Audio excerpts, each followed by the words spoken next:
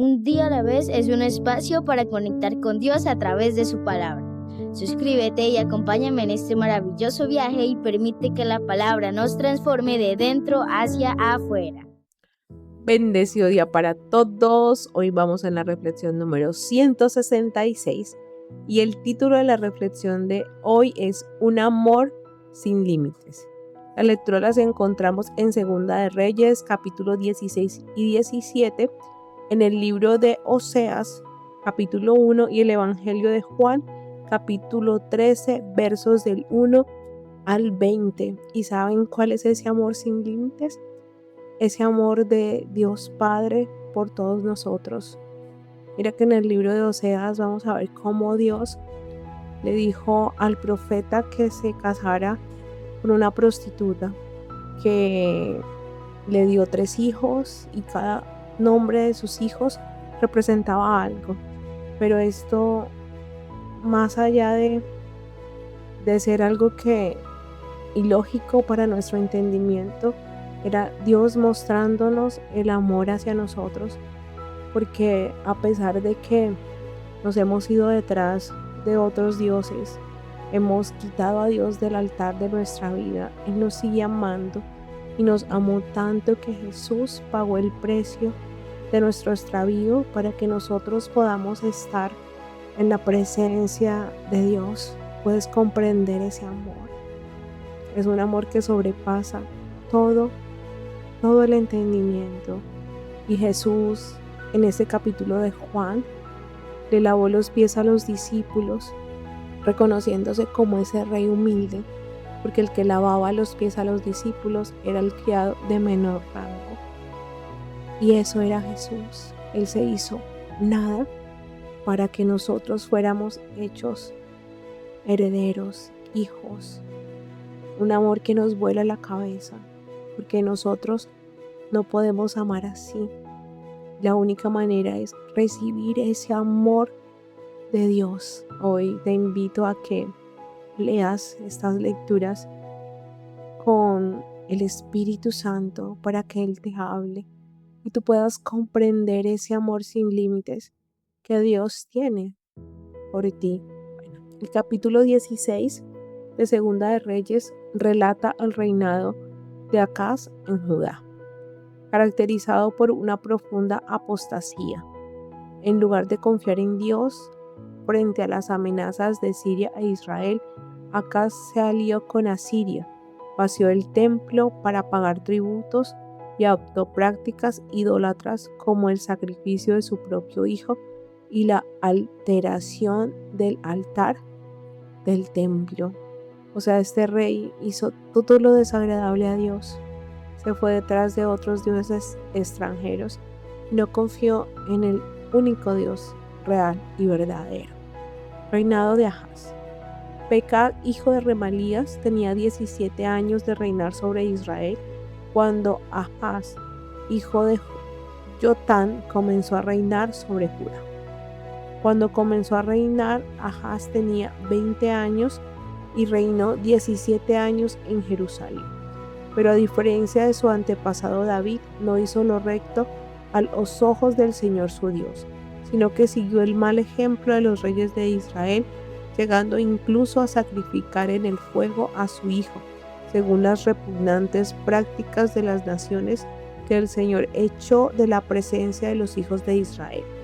También ofreció sacrificios y quemó incienso en los altares de los montes y en las colinas y bajo la sombra de todo árbol frondoso.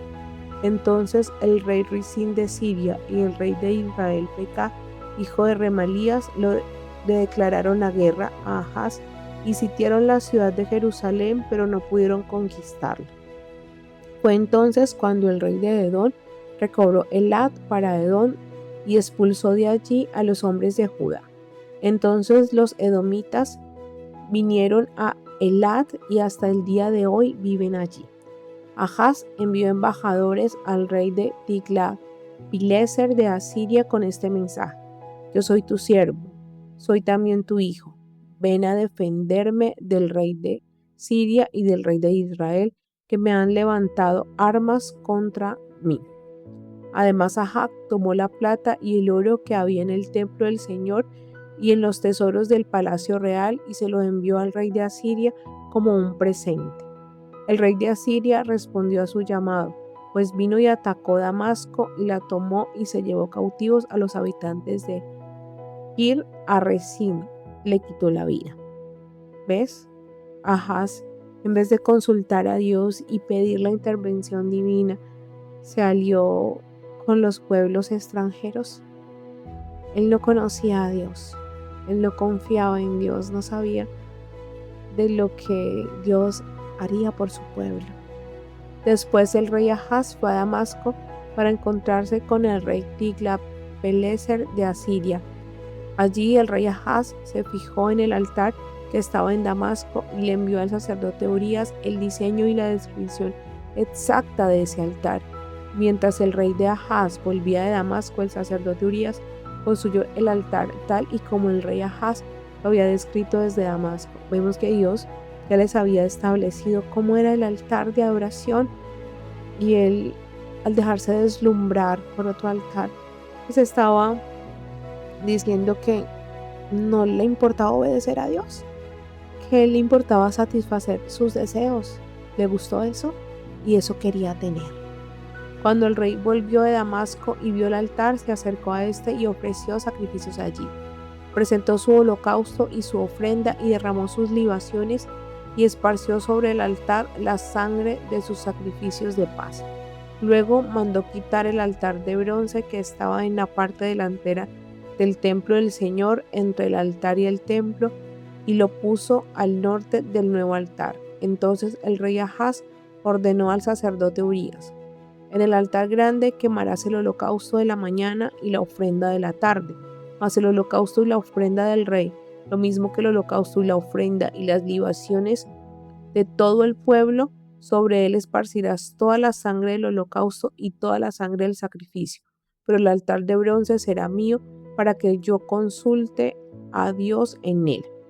Y el sacerdote Urías hizo todo tal y como el rey Ahaz se lo mandó. El rey Ahaz desmontó los tableros de las bases y les quitó las fuentes. Quitó también el mar que estaba sobre los bueyes de bronce y lo puso sobre una base de piedra. Por causa del rey de Asiria, quitó también del templo del Señor el pórtico para los días de reposo que se había construido en el templo, lo mismo que el pasadizo exterior del rey. Los demás hechos y obras de Ahaz se hallan registrados en el libro de las crónicas de los reyes de Judá. Cuando el rey Ahaz fue a reunirse con sus antepasados, fue sepultado con ellos en la ciudad de David y en su lugar reinó su hijo Ezequías.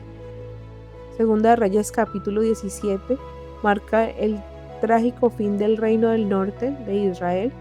Narra la caída de su capital Samaria ante el imperio asirio en el 722 a.C. y el exilio de sus habitantes. Este capítulo explica el juicio de Dios, el cual ocurrió por la persistente idolatría, la desobediencia y el abandono de su pacto por parte de Israel. Mira que el pueblo de Israel se fue siempre por otros dioses, no obedecía lo que Dios les decía, y por más que Dios les recordaba el pacto que había hecho desde Abraham, Isaac y Jacob, ellos parecían no recordarlo. Y Dios se molestaba, ¿sabes por qué? Porque nos ama tanto que su misericordia, Él sabía que nos iba a perdonar y encontró la manera para hacerlo perfecto, porque por el sacrificio de Jesús nosotros hemos sido perdonados una vez y para siempre. Hay que reconocer el error para que ese perdón llegue, pero no tienes que hacer nada, solamente reconocer que eres pecador, que necesitas eso. O la obediencia es creer lo correcto. Tú eres hoy obediente cuando crees lo que Cristo hizo en la cruz y tú te adhieres a esa verdad y tú pides que esa gracia sea derramada sobre ti y tú sigues creciendo a la estatura del varón perfecto cuando pasas tiempo en la presencia. Caída de Samaria y cautiverio de Israel.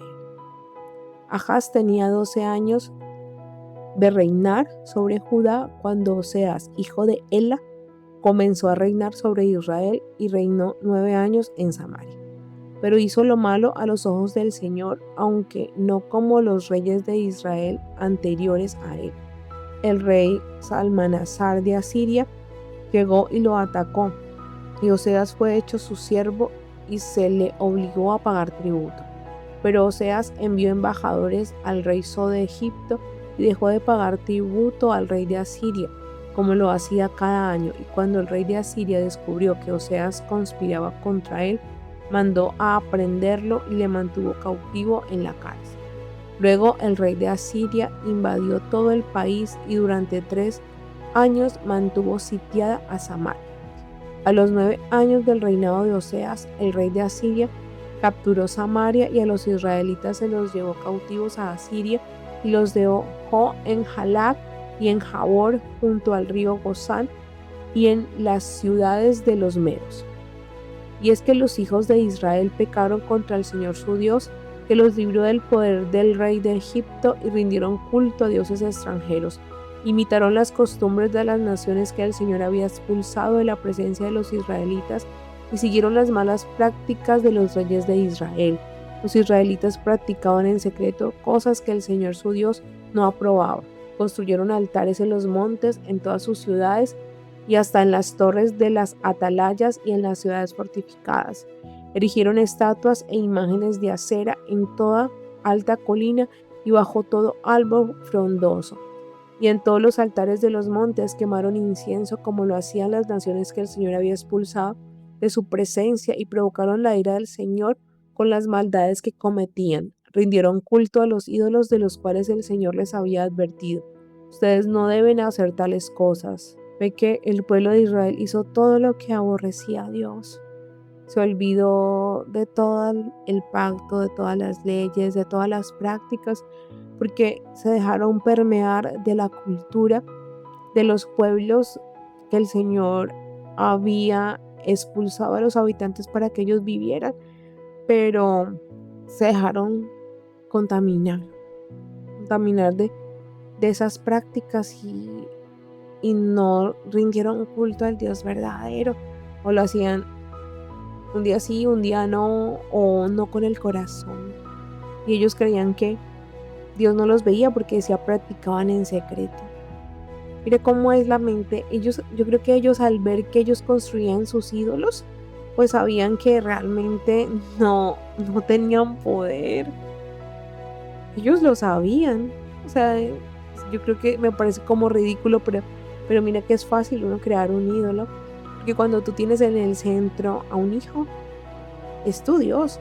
Si algo le pasa, o sea, por ejemplo, alguien muere en tu familia y tú te derrumbas, es porque ese era tu Dios conde pequeña. Eso te destruye, eso te consume. Y si realmente Dios estuviera en el centro, pasaríamos dificultades, pero nada nos derrumbaría. El Señor amonestó a Israel y a Judá por medio de todos los profetas y de todos los videntes. Les dijo: apártense de sus malos caminos, obedezcan mis mandamientos y mis ordenanzas y sigan todas las leyes que yo prescribí a sus antepasados y que les he dado a conocer por medio de mis siervos los profetas. Pero ellos, lejos de obedecer, se encapricharon como antes se encapricharon sus antepasados, los cuales no creyeron en el Señor. Mira que iba en la misma cadena. Y sus antepasados se encapricharon y no obedecieron. Ahora ellos estaban haciendo lo mismo y no estaban creyendo en Dios. Ahora que hemos hablado que cada generación lleva una carga, una cadena de la anterior generación. Y nos corresponde a cada uno de nosotros romper con ese pasado, romper con esas cadenas generacionales. O sea, darle cosas diferentes a las futuras generaciones, hacer las cosas bien, las cosas de manera correcta para que ellos tengan un legado sano, una historia sana, pero a veces ni siquiera nos damos cuenta. Desecharon los estatutos del Señor y el pacto que había hecho con sus antepasados, así como los testimonios que Él les había prescrito, y siguieron a los dioses falsos con lo que ellos mismos perdieron valor y siguieron a las naciones a su alrededor a pesar de que el Señor les había mandado que no las imitaran. Mira, ellos mismos perdieron valor. Nosotros somos espíritu y pertenecemos a un único Dios, el único Dios que es real y verdadero, representado en el Padre, en el Hijo y en el Espíritu Santo. Y cuando nos vamos detrás de otros dioses, sea el dinero, sea las personas, las posesiones, la familia, el éxito, lo que sea, estamos perdiendo nuestro valor, porque nuestro valor lo encontramos a quien le pertenecemos y pertenecemos a Dios. Abandonaron todos los mandamientos del Señor su Dios y se hicieron imágenes fundidas de 2 becerros y también imágenes de acera y adoraron todo el ejército de los cielos y rindieron culto a Baal. Mire, todo el ejército de los cielos. Nosotros los seres humanos somos tan absurdos que podemos ver un inmenso cielo, unas estrellas maravillosas, una luna espectacular, un sol despampanante y adoramos a estos. Creemos que son dioses, pero no. Eso solo muestra la belleza del verdadero Dios, el que nos creó. Y si podemos ver la belleza de las cosas de la naturaleza, ¿cómo no podemos ver a nuestro Creador y Hacedor? Incluso llegaron a ofrecer como ofrenda quemada a sus hijos y a sus hijas y se entregaron a practicar la adivinación y los agüeros. Imagínate, quemaban a sus hijos. Dios nunca es un Dios de destruir. Él es un Dios de transformación y practicar la adivinación y los agüeros. Mira que todo eso es de la oscuridad. Adivinar es creer saber algo cuando no sabes nada. Es distinto al don de profecía. Toda profecía debe ser regida por la palabra. Si tú recibes algún mensaje que se dice de Dios y no contrasta con la palabra, no es de Dios. Hay que pedirle al Espíritu que nos ayude a discernir, porque a veces nosotros podemos ser instrumentos de la oscuridad, así como le pasó a Pedro, y no nos damos cuenta. Se entregaron a hacer lo malo a los ojos del Señor y de esa manera provocaron su ira. Por eso el Señor se enojó en gran manera contra Israel y los alejó de su presencia, y solo quedó la tribu de Judá. Pero ni siquiera Judá cumplió los mandamientos del Señor su Dios, sino que siguieron los estatutos que Israel mismo se prescribió. Por eso el Señor desechó a toda la descendencia de Israel y los afligió y los entregó en manos de saqueadores hasta echarlos de su presencia.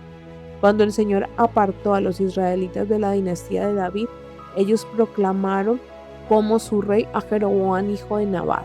Y Jeroboam apartó a Israel de la obediencia al Señor y los hizo cometer grandes pecados. Los israelitas cometieron todos los pecados que cometió Jeroboam sin apartarse de ellos, hasta que el Señor apartó de su presencia a Israel, tal y como él lo había anunciado por medio de todos los profetas sus siervos. Fue así como Israel fue llevado cautivo a Asiria hasta el día de hoy.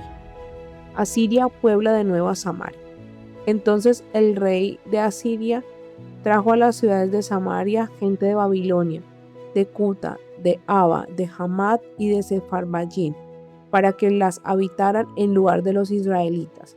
Y así estos extranjeros tomaron posesión de Samaria y habitaron en sus ciudades. Al principio, cuando comenzaron a habitar en esas ciudades, como ellos no servían al Señor, el Señor envió contra ellos leones para que los atacaran.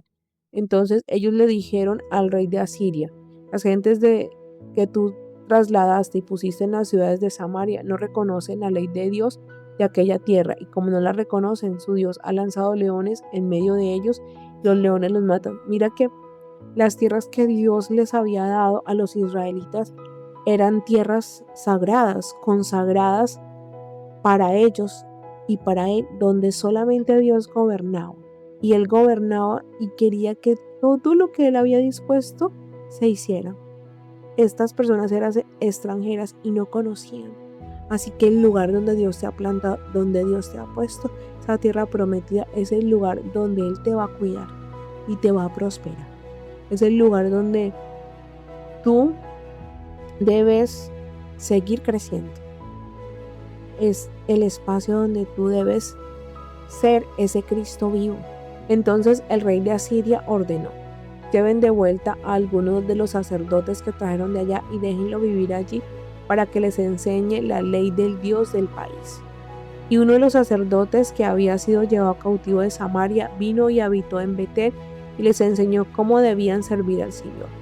Pero cada nación se hizo sus dioses y los pusieron en los santuarios que los de Samaria habían levantado en los montes, cada nación en la ciudad donde habitaba. Los de Babilonia hicieron imágenes de Sucot-Benob, los de Cuta hicieron imágenes de Nergal y los de Hamad hicieron imágenes de Asima.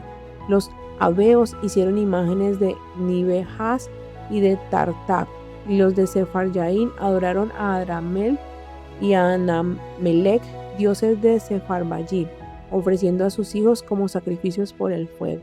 Vemos que ellos aprendieron ciertos ritos y ciertas reglas y lo hicieron, pero en su corazón estaban sus dioses falsos. Entonces hicieron lo mismo, adoraban a Dios, pero no en verdad, no con todo el corazón, porque ellos tenían otros dioses a los cuales adoraban. Pero esta gente también rendía culto al Señor. Así que él del bajo pueblo designaron sacerdotes para que ministraran en los altares de los montes, y estos ofrecían los sacrificios de esa gente en esos santuarios. Rendían culto al Señor, pero también honraban a sus dioses como acostumbraban a hacerlo las naciones de donde habían sido tomados. Y mira que este sincretismo mezcló e hizo que el pueblo que se siguiera estableciendo y pues iba a tener otras costumbres extrañas que Dios no nos había mandado a hacer. Dime cómo pasa hoy. Mira que hay tantas prácticas que nosotros mezclamos con nuestras prácticas de oración a Dios y no tienen nada que ver. Por eso hay que pedirle al Espíritu Santo que nos ayude a identificar todas esas cosas que no provienen realmente de Él. Que ahora todo el mundo habla de espiritualidad, pero es una espiritualidad sin Dios y eso es vacío. Si algo te dice que es espiritual y se centra en el yo, no proviene de Dios. Porque si Jesús se bajó, porque nosotros nos queremos poner en el centro.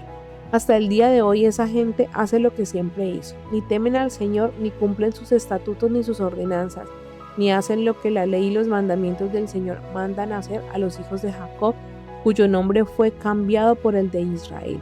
Con los israelitas el Señor hizo un pacto y claramente les ordenó: ustedes no temerán a otros dioses, ni los adorarán, ni les servirán, ni les ofrecerán sacrificios.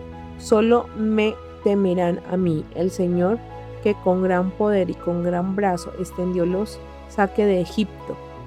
Solo a mí me temerán y adorarán y ofrecerán sacrificios. Siempre tendrán cuidado de poner por obra los estatutos, derechos, leyes y mandamientos que yo les di por escrito. No temerán a dioses ajenos, no olvidarán el pacto que yo hice con ustedes, ni temerán a dioses ajenos.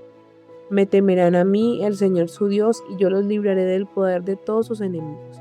Pero ellos no escucharon, sino que siguieron practicando sus costumbres antiguas. Esos pueblos temieron al Señor y al mismo tiempo sirvieron a sus ídolos.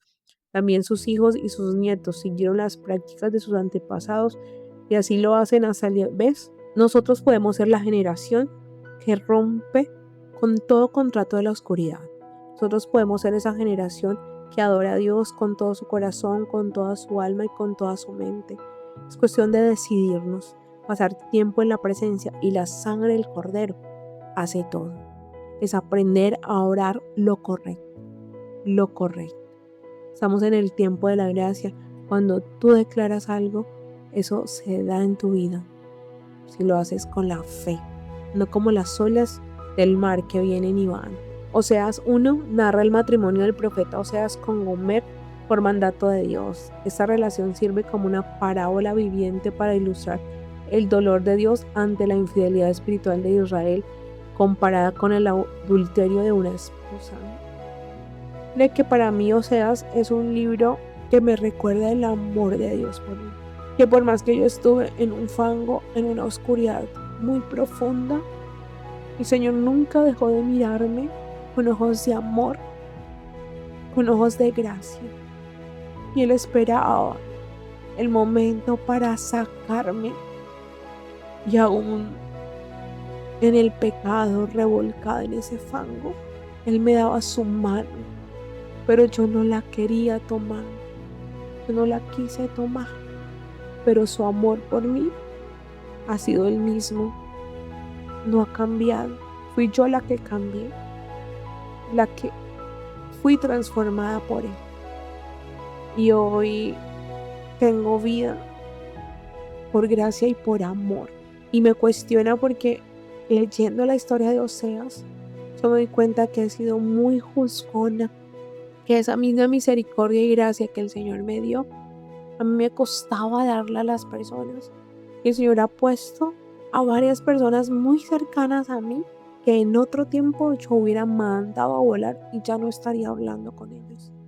Pero me regaló el libro de Oseas y me dijo: yo nunca te rechacé, yo siempre te esperé, porque tú rechazas a otros cuando están en lo mismo que tú estabas. Y literal ha sido así. Me he puesto personas para darme cuenta de dónde me sacó. Pero también esa misma gracia y misericordia me dice: así como tú estabas allá y hoy estás acá, ellos también van a estar acá. ¿Yo qué tengo que hacer? Mostrar a un Cristo vivo, amarlos como son, así como Dios le mandó al profeta Oseas a amar a su esposa Gomer, aún siéndole infiel. Porque así como Oseas amó a Gomer, así Dios nos ama. Te ama a ti y me ama a mí. No importa en qué fango estés, Él está buscando la manera de sacarte de ahí. Oseas, su esposa infiel y sus hijos. La palabra del Señor vino a Oseas, hijo de Beri, en los días de Uzías, Jotán, Ahaz y Ezequías, que fueron reyes de Judá, y también en los días de Jeroboam, hijo de Joás, rey de Israel. La palabra del Señor vino a Oseas por primera vez y le dijo: ve y toma por mujer a una prostituta y ten con ella hijos de una prostituta, porque la tierra se ha prostituido, se ha apartado del Señor. Oseas fue y tomó por mujer a Gomer, hija de Diblaim, la cual concibió y le dio a luz un hijo. Entonces el Señor le dijo: ponle por nombre Jezreel, que significa Dios sembrará, porque dentro de poco voy a castigar la casa de Jehú por causa de los asesinatos cometidos en Jezreel. Voy a poner fin al reinado de la casa de Israel. Cuando llegue el día haré pedazos el arco de Israel en el valle de Jezreel. Gomer volvió a concebir y dio a luz una hija. Entonces Dios le dijo a Oseas: ponle por nombre Lo-ruhama. No ha recibido misericordia, porque no volveré a compadecerme de la casa de Israel, sino que los eliminaré por completo. Sin embargo, tendré misericordia de la casa de Judá y los salvaré, pero no lo haré por medio de arcos ni espada, ni por medio de combates con caballos y jinetes, sino por medio del Señor su Dios, claro, porque de la tribu de Judá proviene Jesús, y Él mismo se dio para salvarnos. Esa misericordia, esa gracia extravagante que nosotros no merecíamos ese regalo, pero Él no lo dio, porque Él no me vio revolcada en el fango, Él me vio hoy aquí hablando de lo que Él hizo en mí. Eso es lo que Dios ve. No veas tu pasado, no veas tu pecado. Mira que todo lo que te ha pasado es la oportunidad que Dios te está dando para hablar del gran poder de Dios y forma parte del propósito que Dios tiene para tu vida. Después de que Gomer destetó a Lo-ruhama, esta concibió y dio a luz un hijo. Entonces Dios dijo: ponle por nombre Lo-ammi, no es mi pueblo, porque ustedes no son mi pueblo, ni yo soy el Dios de ustedes. Con todo, los hijos de Israel serán tan numerosos como la arena del mar, que no es posible medirla ni contarla. Y allí donde se les dijo: ustedes no son mi pueblo, se les dirá: ustedes son hijos del Dios de la vida. Y se reunirán los hijos de Judá, los hijos de Israel, y nombrarán un solo jefe, y volverán a levantarse en la tierra, porque el día de Jezreel será grande. Todos unidos en Cristo. Toda gente de toda tribu, pueblo y nación, Él es la cabeza. Nosotros somos el cuerpo. todos hijos de Dios. Y yo aprovecho para decirles aquí a todos mis hermanos colombianos que el domingo en la elección de presidente gana la democracia y es el candidato que la mayoría eligió. Y si de pronto no ha sido tu candidato, tú que me estás escuchando, no es para salir y llenar tu corazón de odio. La mayoría eligió quién nos iba a gobernar y nosotros debemos aceptar esa mayoría y también ser garantes de que las cosas que se van a hacer pues van en función del bienestar de todos nosotros. No hay que llenar su corazón de odio. Recordemos que Dios siempre tiene el control. Él es el que pone los reyes y los gobernantes. Y si hoy se ha elegido a este gobernante para Colombia, es el que Dios así permitió. Y oremos para que Dios le dé sabiduría. Oremos para que todo lo que se decida sea en favor de todos nosotros, de las personas necesitadas, de cada ciudadano, porque todos formamos Colombia y que cada uno de nosotros podamos aportar ese granito de arena desde lo que nos corresponde hacer. Juan 13 del 1 al 20 narra el lavamiento de los pies de los discípulos por parte de Jesús. Este pasaje es una poderosa lección de humildad, amor incondicional y servicio hacia los demás, estableciendo que la verdadera grandeza se demuestra sirviendo al prójimo. Si tú quieres ser grande, sirve a los demás. Jesús lava los pies de sus discípulos. Antes de la fiesta de la Pascua, Jesús sabía que su hora había llegado para pasar de este mundo y volver al Padre. A los suyos que estaban en el mundo los había amado siempre y los amó hasta el fin. A los suyos que estaban en el mundo los había amado siempre y los amó hasta el fin. El diablo ya había puesto en el corazón de Judas Iscariote, hijo de Simón, que entregara a Jesús. Así que mientras cenaban, Jesús, que sabía que el Padre había puesto en sus manos todas las cosas y que había salido de Dios y que a Dios volvía, se levantó de la cena, se quitó su manto y tomando una toalla, se la sujetó a la cintura. Luego puso agua en un recipiente y comenzó a lavar los pies de los discípulos, para luego secárselos con la toalla en la cintura. Mira que si tú no estás en la luz, el enemigo va a poner cosas para que tú seas extensión de la oscuridad. Por eso, cuando tú confiesas, tú le quitas el poder a la oscuridad de venir a tentarte, de venir a ponerte cosas para dañar a otros. Pero a veces nos da pena, a veces queremos seguir como estamos. Y no es tan sencillo como decirlo y ser libre, porque cuando tú lo dices, eso pierde poder dentro de ti. Vemos que Jesús hizo un gran acto de amor, lavar los pies de sus discípulos, coronándose así como el Rey Supremo. Porque si tú quieres gobernar, tienes que servir primero. Cuando llegó a Simón Pedro, este le dijo: Señor, ¿tú me lavas los pies? Respondió Jesús y le dijo: lo que yo hago no lo entiendes ahora, pero lo entenderás después. Pedro le dijo: jamás me lavarás los pies. Jesús le respondió: si no te los lavo, no tendrás parte conmigo. Simón Pedro le dijo: entonces, Señor, lávame no solamente los pies, sino también las manos y la cabeza. Jesús le dijo: el que está lavado no necesita más que lavarse los pies, pues está todo limpio. Ustedes están limpios, aunque no todos. Y es que él sabía que él lo entregaría, por eso dijo: no todos están limpios. Imagínate que Judas era el que llamaba amigo, era el cercano, y Dios le mostró que él lo iba a traicionar. ¿Cómo estaría Jesús? ¿Cuál sería su amargura y su dolor si a uno lo traicionan y uno se siente morir? Miren que hace tiempo yo tenía una amiga, pues yo creía que era mía, pero la verdad no, porque hoy no está.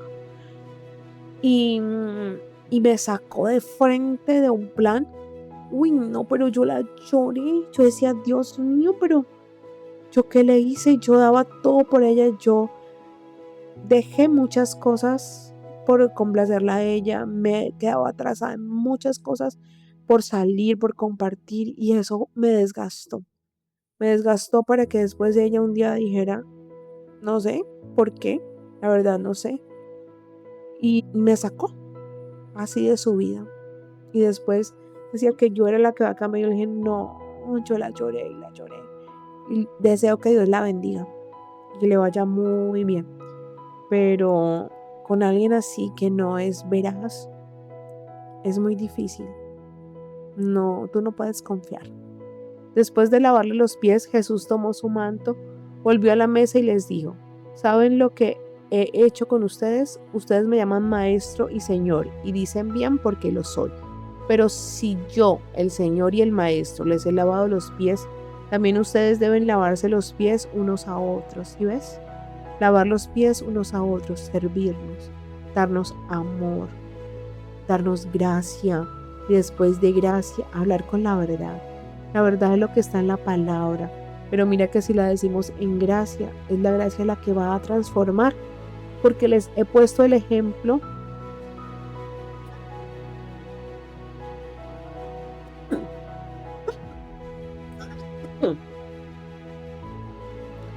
para que yo mismo, porque les he puesto el ejemplo para que lo mismo que yo he hecho con ustedes, también ustedes lo hagan. De cierto les digo, el siervo no es mayor que su señor, ni el enviado es mayor que el que le envió. Si saben esas cosas y las hacen, serán bienaventurados. No hablo de todos ustedes, yo sé a quienes he elegido. Él sabía quién era cada uno.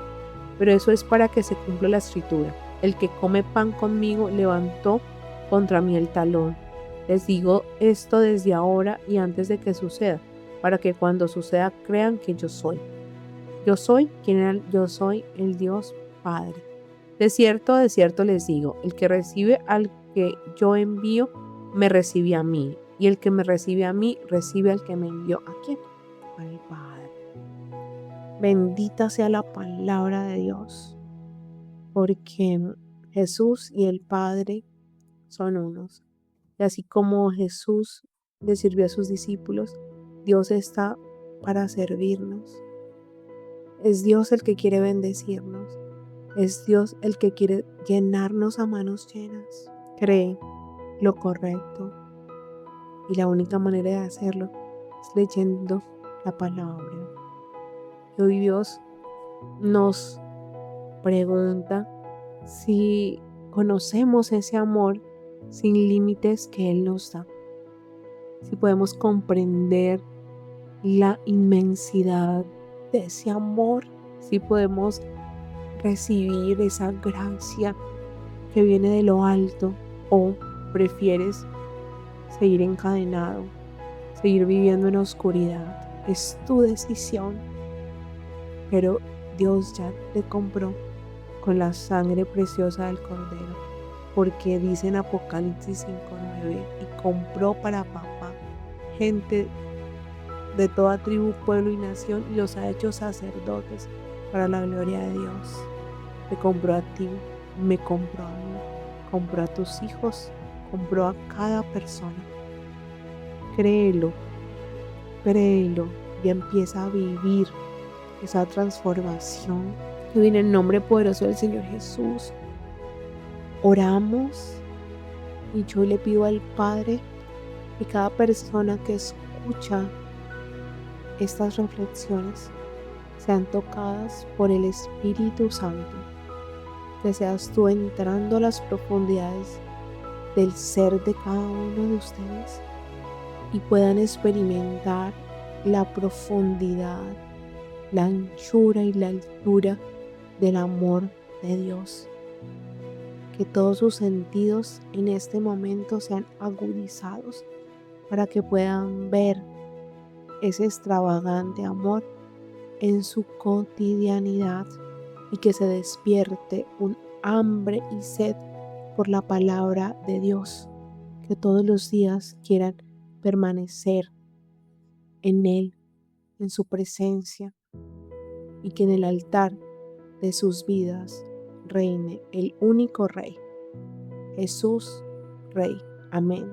Dios es bueno en todo tiempo y en todo tiempo Dios es bueno.